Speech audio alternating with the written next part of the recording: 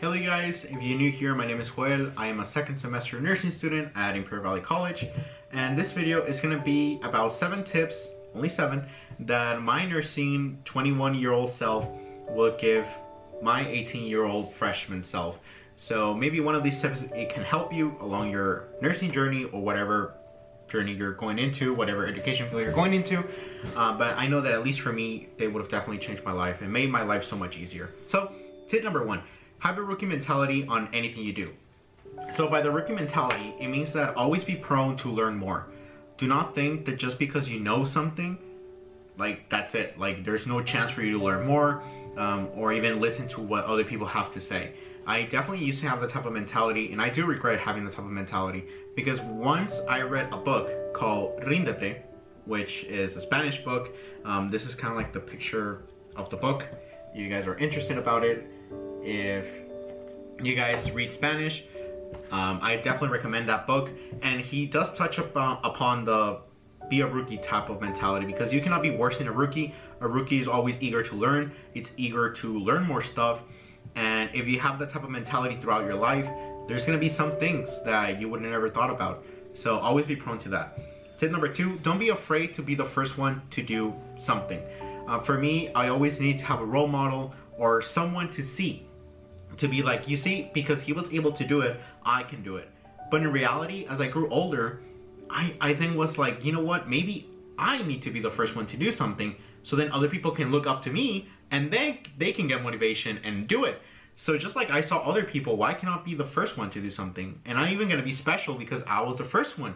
So after I began to have this type of mentality change, there was only 2 times that students would come up to me and be like, because of you, I did this.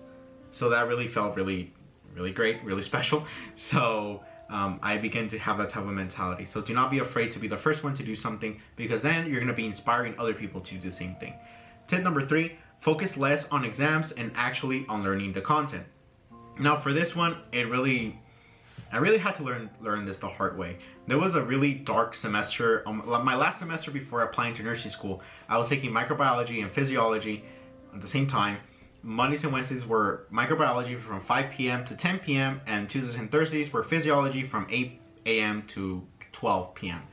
And there was a point where I thought I failed my first microbiology exam, and I had gotten a C+ in my second physiology test.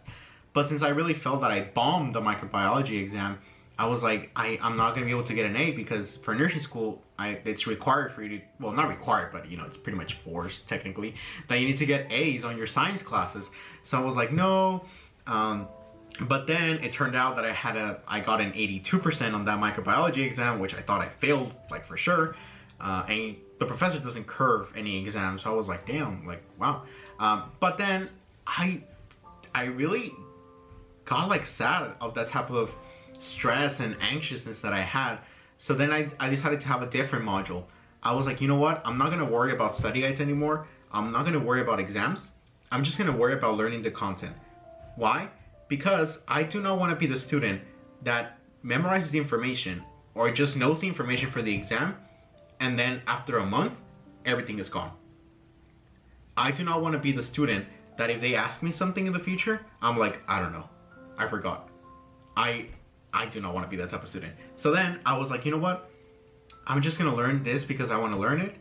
And if friends ask me or my family asks me something regarding physiology or microbiology, I could be like, you know what? I think I do know the answer because of blah, blah, blah, blah, blah. I wanted to be that type of student and that type of friend that people can look up to and be like, Hoyle probably knows because he took that class or whatever.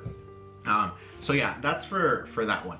Now, after I had that type of mentality change, I began to be one of the best microbiology and physiology students from my class. I even got to be the embedded tutor for both of those classes. The embedded tutor is pretty much a student that is like an overachiever and is, I want to say, like, I'm in the class again, but I'm now a tutor helping students in their lecture, in the labs, and then we have a review session, or like depending on how many hours I'm doing, and we can go over content like they didn't understand. We can do activities to make concepts a little bit better to grasp. So the embedded tutor really needs to know its stuff in order to help the students that are taking the class. So I was able to be that type of embedded tutor from after I passed both with an A, both of my microbiology and physiology courses. From then on, I was the tutor for those 2 classes with the same professors that I took, which was amazing. So yeah, worry less about the exams and more about the content itself. Tip number 4, do not worry about future semesters, just focus on the present. For me, I would always worry about the future, about everything. First semester of nursing school, second semester of nursing school, third semester of nursing school, it's like, dude, just live the moment. Just live the today. Worry about the present, because in order for you to go to the following semester, you need to pass this one. So just worry about this one, and then your future self is gonna have to worry about that later on, okay? But just focus on this, okay? Do not add more stuff into your plate. So stopping from worrying from future semesters definitely like remove a little bit of weight from my shoulders, because it's like, dude, I'm not even there yet. It's like, just chill.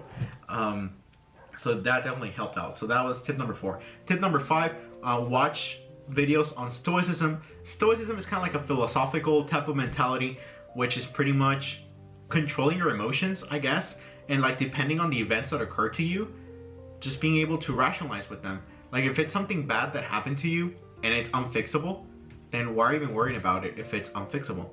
It's like, it's not going to change anything. If you worry about it, if you worry about the exam that you failed, it's not going to change your exam grade. If you failed an exam, be like, okay, I definitely need to change my studying habits. I need to maybe talk to my professor, talk to my friends who actually passed it, so I can get tips from them. Okay, and that's it. That's your call to action. But do not be worrying about it, do not be crying about it, because it's not going to change anything. You're just wasting time. So if something bad happened to you, just try and fix it in order for it to not happen again. And if the thing that happened to you is fixable, then fix it. Yeah, but do not keep on feeding negative thoughts into that. It's like, stop it. It's a story that you're telling yourself. So be able to control your emotions. So that's tip number 5. Tip number 6, don't be outcome dependent. Focus on competing and doing your best. Now, what I mean about outcome dependent, let's just say an exam, because nursing school, right? If I worry about the exam, like, oh my god, the exam, I'm being dependent on the exam. Whereas I should just be thinking of competing and doing my best. And competing, I don't mean compete against your classmates. No, that's toxic. Do not do that. I mean about competing against yourself, the you of yesterday. If you are better than the you of yesterday because you learned something new, you understood something better, you were able to finish a chapter, then you're better than the you of yesterday. Congratulations. Like, props to you. The whole point of life is to be better than the you of yesterday. And if each day you're better than the you of yesterday, this is going to be you after a while. You're slowly going to be increasing, but you're going to be increasing because you're better than the you of yesterday, even if it's just by a little bit. That's what I mean by competing. And doing your best means that just do your best, and you don't need to be thinking, am I doing my best? It's like you're gonna know if you're doing your best or not. So as long as you're doing your best and you're competing against yourself, then that's all that matters. Do not worry about the test. Do not be outcome dependent. And like tip number 3, focus less on exams and more on actually learning the content, so that those two go hand in hand. That's tip number 5. No, that's tip number 6. Now the last tip, buy an iPad Pro instead of unnecessary clothes or cards. So I put iPad Pro because it's the bigger tablet that there is for Apple, the 12.9 inch. And I say that because back then I would spend my money on unnecessary clothing.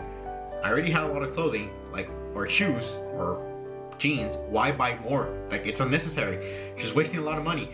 Instead, oh, and then cards, because I used to play Pokemon and play Yu-Gi-Oh! And other card games, which is like, come on man, like, why are you spending on so many cards? It's like, stop it, chill it. So instead of that, just worry more about buying an iPad, because that's gonna help you on future semesters. It's gonna definitely help you for your nursing school career. And it's definitely gonna help you as a tutor, because since I was a tutor for physiology, microbiology, English, and ESL, this can really help me in writing down examples and for them to look visually at the stuff that I'm trying to teach them. So it's a no-brainer pretty much for me. It's like, just buy it. It's the best productivity thing you can buy for you. If you have the money, buy it, please. You're never gonna regret it. And if you don't want the 12.9 inch, just get the 10.5. And if you're gonna go for the 10.5, at least buy an iPad Air, which is way better than the Pro, because there's things on the Pro that you really don't need. It's too much power for you. But just buy the Air. If you're going for the 10.5 inch, you're not going to regret it. The new Air is really, really good. Even the following generation Air is really good, but it's going to be on the first Apple Pencil. It's not going to be the second Apple Pencil. But yeah, those would be the 7 tips I would give to my 18-year-old self. If I could just sit down with them and be like, hey, this life advice. And with that, I should have a way better, I want to say, like, educational time. Like, I could be focusing more on stuff that matters and less on future stuff. So if it helped you, or if you even have tips that you can like share with me, please feel free to write it down in the comments, and then I can give you feedback if it actually worked for me or not.